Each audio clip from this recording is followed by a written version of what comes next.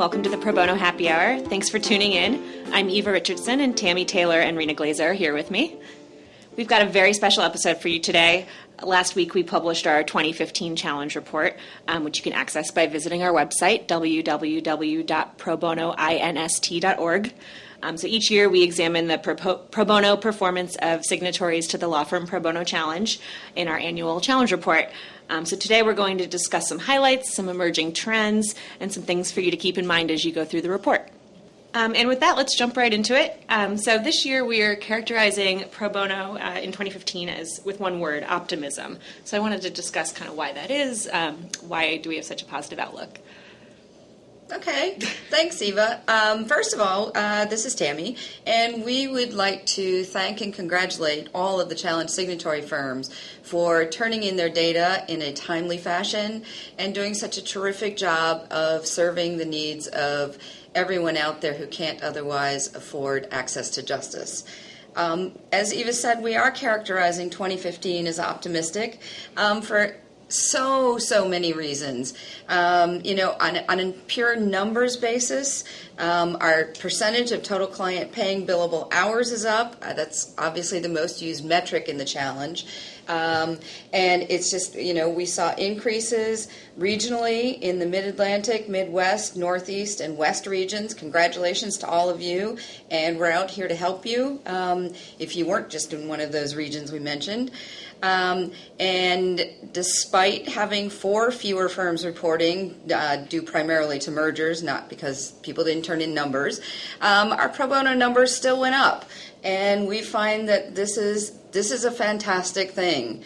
Our service to persons of limited means increased by over 250,000 hours last year.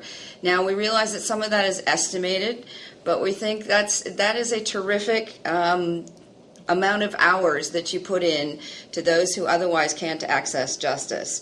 That means that 71% of all your pro bono time was being devoted to persons of limited means or organizations serving them. When we started the challenge, we asked people to devote 50% of their time, and you're hitting 71%, so that is another cause for optimism. Percentage of attorneys participating went up for both partners and associates. It's the largest number of partners participating since we started measuring. So that's terrific. And it's the 4th largest number of associates participating since we started measuring that metric. And an optional question at the end of the challenge survey report is on charitable giving. And as I said, it's optional, but you managed to increase the average firm donation by a whopping 27% this past year. That's just, if all of these numbers aren't reason for being optimistic, I really don't know what we could say beyond that. We're going to do some silent cheers. I know. If we did loud cheers, poor Dave would have to edit out all the background noise. Right. I mean, if we collect data and we don't acknowledge growth and positive performance, and what's the point? Right. And there's not a lot of utility to run around every year saying the sky is falling. If it actually isn't, yes, then you're, what is it, the boy who cried wolf? So we want to applaud people. Yeah, it's perspective. There's still a justice gap. Wow. And I'm sure we'll talk about that. But that doesn't mean we can't honor achievement and service. Great point, Dina. Okay, thank you. Great. And moving on, kind of what's new in the report this year? So I'll jump in here. Before I highlight a little bit about what's new, I want to take a minute to plug something that we have available. It was actually new last year, but since we didn't have a podcast, let's pretend it's new this year since it's new on the pod. And these are our dashboards. Mm-hmm. So I don't know, Eva, do you want to talk a little bit about the dashboards that are available to people? Yes, so at the end of last year, we sent out their individualized dashboards for your firm that kind of map out your firm's historic pro bono data as reported to us. And we prepared them up until 2014, which is what we had data for. And from now on, we're doing it on an as requested basis. So if you would like to have full picture with 2015 data that you just reported, we are more than happy to prepare those for you. They're neat little 3-page dashboards with just some really kind of easy to digest visual graphics that we hope you share around your firm and kind of use to get people excited about the great stuff your firm is doing. And they are useful diagnostics because people will often contact us and say, we're curious how we measure up, right? Not only how we are performing against ourselves, but how we compare against the AmLaw A-list, how we compare against certain peer firms. And to the extent that we can do some analytics, contact us and we're happy to do that. And it's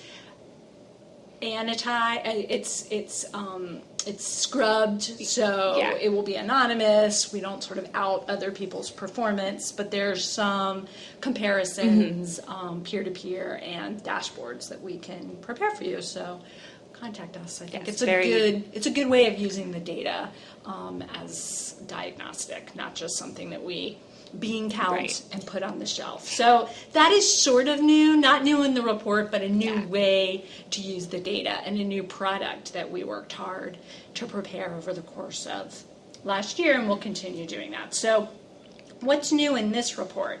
I like to think that there's something for everyone, depending on your learning style, and we all are different learners and different consumers of information, which is why, listeners, we started this podcast for people who like to listen. For readers, there are words. There are paragraphs, sentences, and words, so you can read. For people who are visual learners, there are charts, graphics. There's a really nice new 2-pager at the beginning that's an executive summary and a snapshot. You could just pull that off and have some instant takeaways right there. We've also included this year for the real data nerds out there, shout out to you, silent cheer, data sets. So really transparent, all the information is there, public and out there, so take a look. We slice and dice the information a lot of different ways, and the newest thing that we looked at this year, which was exciting for us, was firm size. We hadn't done that before, and we had the information, so it was nice to finally manipulate it. And we were curious, and I would imagine some of you are too, whether firm size correlates at all to pro bono performance. In other words, the larger the firm, the better the pro bono performance. The larger the firm, the weaker the pro bono performance. Who knows? We're not ascribing any causation there, but we were just curious how pro bono performance breaks out according to firm size. So we were able to chart it out by banded categories: 500 to 199 lawyer firms, 200 to 499, 500 to 999, and then lawyers with 1,000 firms or more. And it's interesting. It seems that, at least in this one year-over-year snapshot, firms with 1,000 lawyers or more, the biggest band, had the highest pro bono percentage of performance, although they had a dip from 2014, so it wasn't necessarily sustained upwards. The other categories of firm size, 2 of them actually did increase in 2015, so you could argue they did a little better. And in general, the differences aren't that great. They're pretty compact in how they are. So we found that fascinating to look at. We'll enjoy looking at that in the future as well. So absolutely. Yeah, I think that's a little take a look back and see what it's over changed time. over time. Interesting. I think that would be an interesting data point to look at. Yeah, the longitudinal sort of performance. And I think you could brainstorm or just, sort of spitball, why is that? If that is indeed sort of a trend, is it because a larger firm has more pro bono infrastructure? Is it because its offices are in communities where there's legal services community and feeder organizations? Is it a math thing? Math nerds, you could help me with this. Is it just because your population size is large, so it smooths any variance? So if you have some non-performers, they're diluted over the mass, as opposed to if your firm has 200 lawyers, if you have a handful who aren't participating or are weak that year, It's going to drag that it has a out. bigger it effect, does. right? Just as a magnifier. So it's interesting. We wouldn't mind some help on that if anyone wants to help us speculate and look at the data. Great. So moving on, we talked about how the amount of pro bono time being devoted to those of limited means is one of the major highlights this year. And we've had trouble getting firms to report this data in the past. So why is this data so critical? Oh, that's me. Okay, so I wanted to step back because I think this question in and of itself could confuse people. What are you talking about? How much of your pro bono time is for people of limited means? Isn't that all your pro bono time, right? You might think all You could pro think bono that. Right. is income-based. And so, okay, loyal listeners, I'm sure you're all following along with copies of your challenge right there. So this is when you turn to Principle 7, and you'll see that two of the prongs that define pro bono are income-based, right, for Right. low-income people. But there's this middle prong that covers pro bono work and activities that promote civil rights, civil liberties, and public rights. And they are not income-based. There's no threshold, right? The point is, a civil right or a civil liberty is for everyone. And that would benefit low-income people, but it benefits all of us. So it's not super tethered to a certain population, right? It's for the public good, all of the public. So there is this, let's just call it bucket of pro bono time that is legitimate pro bono for purposes of the challenge, but isn't strictly a low-income measure. Right. So that I wanted to unpack that a little Yeah. because it trips people up, people who work in this area, all the time. So I just wanted to explain that a little bit. But if we, following along again, turn back to Principle 3, this is what Tammy mentioned earlier, that the challenge was really created to help low-income and underserved people get the critical legal services that they need. And so we want to pay special attention to that type of work, and we don't want it to get lost in the shuffle. And so challenge signatories are asked that a majority, so over 50% of their time, is spent on this type of work. So how do we know if signatories are meeting that goal?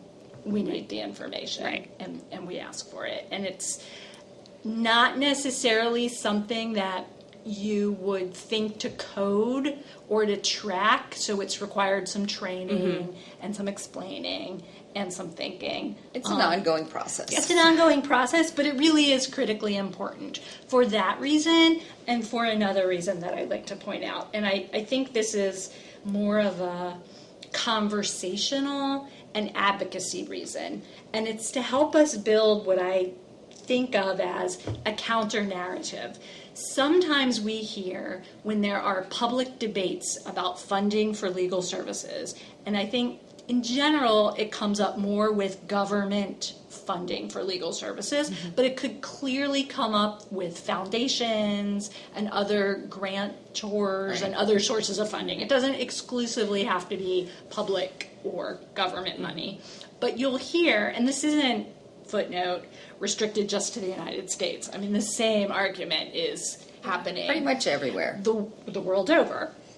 And the theory is, in practice, not just theory, that people will say, before we open up revenue streams, we have limited resources as well. We want to make sure that every other possible avenue of legal assistance is being tapped.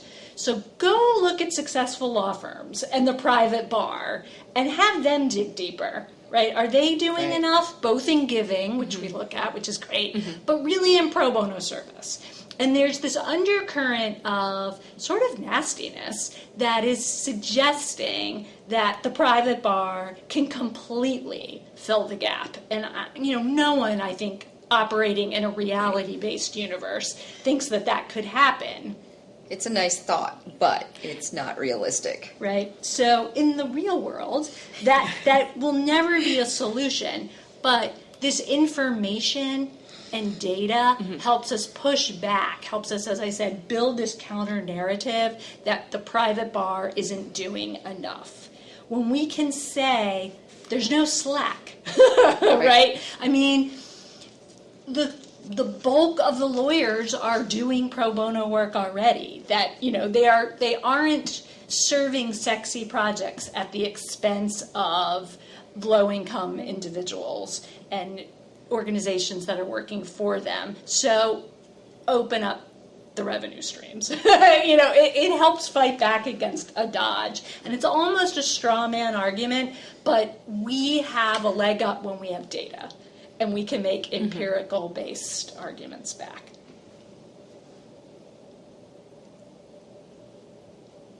And we do have this data now, which is fantastic. So for the past few years, we've had, I think, 121 then 124 firms reporting this data. So we've definitely seen an improvement. And increases every year. And I think, there are still some firms out there who are estimating their hours. We are happy to work with you in creating systems so that you can more accurately track what it is you're doing. Because we know you're doing the work. We just would like to have a more accurate picture so that we can put that out there and show you in your best light. Exactly. All right, so more silent cheers, because I think this has come a long way from, it wasn't that many years ago when we could not report on this at all because the data was so unreliable and insufficient. So, great strides. Yeah. Yes. Thumbs up. Great. And Tammy, what do you see as the biggest areas for improvement going forward? Wow. That's a big question. Big question. Lots of answers. I've thought about this a lot over the years, definitely. And I guess in keeping with our optimistic outlook this year, I would encourage folks to increase participation, not only among associates, but your partners, firm management, get more people, even other firms involved, work in a far more collaborative way, expand the stakeholders that you're working with, not just lawyers. Everyone in a community has an opportunity to be a player in this and make a difference. And, in the old, it takes a village to raise a child viewpoint, it's going to take all of us to make differences in the way we serve low-income people, the way we want our communities to be safe spaces for everyone.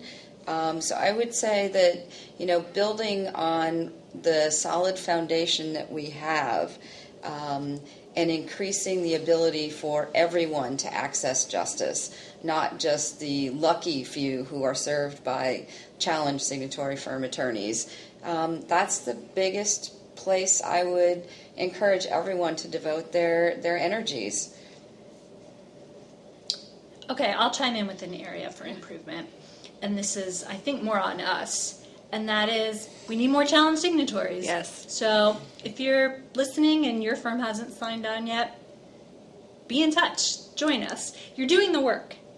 There's so many amazing firms doing so much amazing pro bono work. So stand up and be counted. Because I think the more, it sort of goes back to what we were talking earlier when we put on our math nerd hat, larger the sample size, the more accurate the story is. Right.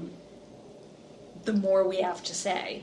So that's join the crowd. Yeah, that is my biggest area for improvement. And where we've shrunk in number hasn't been because people aren't doing pro bono or their commitment is wavered.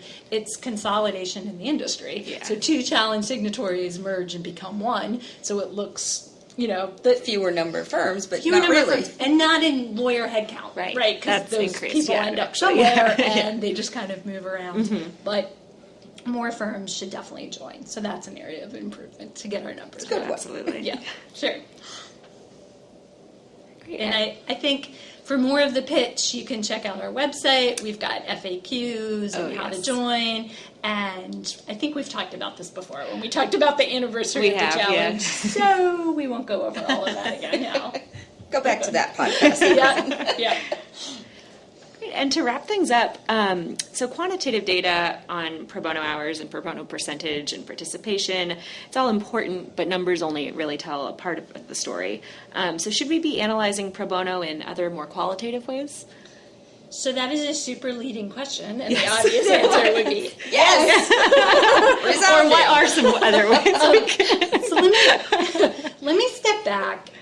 Because I think we also touched on this earlier, but I think we want to be clear that the numbers are very useful if you use them to drive pro bono performance. Otherwise, it's just bean counting, right? So use the numbers. Tammy talked about participation rates, which I find extremely useful, because if you have a high level of participation at a single firm or firms overall, that means pro bono is strong, right? It's part of the culture. It doesn't mean you have two people who are doing tons of pro bono and everyone else is sort of pro bono freeloaders, right? Not, that's important to know about the spread, right? And what the story is and whether it goes deep. Yeah. Right? Or whether you have it sort of segregated in a few true believers, which makes it tentative and vulnerable. Right. So things like participation rates mean a lot, and they can help you figure out where you need to focus your energy on improvement, right? If a certain office, the numbers don't look good, a practice group, a demographic, or conversely, you have a practice group or a demographic who's doing amazing. Why? What's the secret sauce? You know, let's share it around your firm and with us. So if we just fill out surveys and look at spreadsheets and look at awesome reports and don't think about what this means and how we use it to lead to action, kind of empty. It's empty. Yeah. It's much ado about nothing, and it's frustrating, right? Because you put all this work in, you've answered surveys, that's annoying. So we blogged and did an article in our electronic newsletter, The Wire, about exercise trackers. Yeah. Maybe we'll tweet that link in case people missed it, but I think it's a really good way to understand this, right? Fitbits and other exercise trackers really took off. And why? People were walking. It wasn't like you suddenly were doing things you weren't already doing, but you had no idea how much or how little you were doing. So people would set a goal. What's the preset goal? Like 10,000 steps a day? Yeah. Okay, preset goal, 10,000 steps. And you could monitor your performance throughout the day. So when it gets to be the evening and you're 500 steps away, instead of watching TV on your, tush, you wander around your house and you hit your goal, right? It affects behavior because you have some idea of where you stand. I think the challenge is just like that. And that's what the sort of quantitative measures are. You set a goal, you can track performance, and you can adjust behavior. That's a great point. Because you have some idea of where you are. It's not negative accountability. You're not going to be punished. You shouldn't have sort of fear of failure. It's more like it's information, so you can make educated choices and strategic decisions as opposed to just kind of like wandering around in like a zombie-like state where you're just clueless. That's not smart. These are scarce resources. There are a lot of resources being put into pro bono. You better know how they're being used. Are they being used to their maximum potential? Getting the best out of what you're putting in. So I think the comparison to the Fitbit and other exercise pieces are notably, I don't use one, but I think it's a great comparison. Yeah, so it's not punitive, it's not scary. Fitbit, we'd love a sponsor. But it's their motivators. Yes. It's information as also motivators, right. Set a goal and use it. Okay, so that's the numeric side, which I think is very important. But clearly the qualitative side is missing, and that is impact, right? Mm-hmm. An impact on two fronts. One, the social good, sort of just the social impact. Are we making a difference? Are we moving the needle? Who are we helping? How are we helping them? Is it what we want to do? Are we getting the bang for our buck, our pro bono buck? Are we seeing the return on the investment? Are we being as sort of strategic and impactful as we could be, given all the resources, which are limited, that we are dedicating to this enterprise? And then there's the other impact view or scheme of it, which is the business value. And we've talked before briefly on episodes of the pod about the business case for pro bono, right? Recruitment, retention, engagement, professional development and core competencies, client and firm stickiness and glue, reputational and marketing advancement. Right. Whatever your priorities are from an internal business firm perspective, are you meeting them? Right? Are you assessing whether, if you're looking to pro bono to help your attorneys develop core competencies and professional development skills, are you doing anything to gauge whether that is actually happening or working? How do you know, other than narrative and anecdotal stories? Which are great, but they don't tell the whole story. You need to have some sort of a measurement, qualitative measurement by which to hold yourselves up against. Yeah, and I think without those, which are excruciatingly hard to develop, so we'll talk about that in a second, but without those, I think we and the community sort of overweight the quantitative measures because that's all we have. So it leads to a somewhat skewed, I would even say wacky environment where you can have one firm, it's Monday, it's also freezing in this room and I'm not feeling so creative, so I'll just call it Firm A. Firm A takes on a pro bono matter from a local legal services organization, and they do an amazing job. It's a research and policy report, and it does just what the organization needs. It's going to lead to transformational change. It's an important piece of work. Everyone's happy, and that firm builds 60 hours of pro bono work to researching and producing that report. Amazing.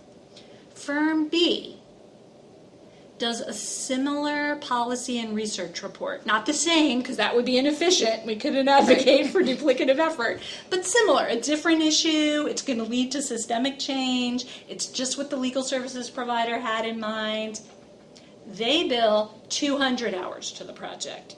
Same report, similar impact, similar scope, similar results. The only difference, a huge hours disparity. But in our quants universe, we praise the 200-hour firm, right? They have significant improvement in their pro bono performance. We're excited, more hours, things are up, right? Woo, optimistic year. Their rankings climb. They're showered with awards. I think you see the problem with this scenario, right? Where are they creating more social good? Maybe. Or just spending more hours in an inefficient way. And could they have served more clients had they been far more efficient? So that is a super simplistic, hypo scenario, but I think it shows why we need to think about and work towards developing additional measures and look at additional things. But it's insanely hard. So people who are out there, social impact assessment professors, consultants, be in touch, because in the justice arena in particular, I think it's really hard because we're not just looking at wins. Right. No. That doesn't mean justice.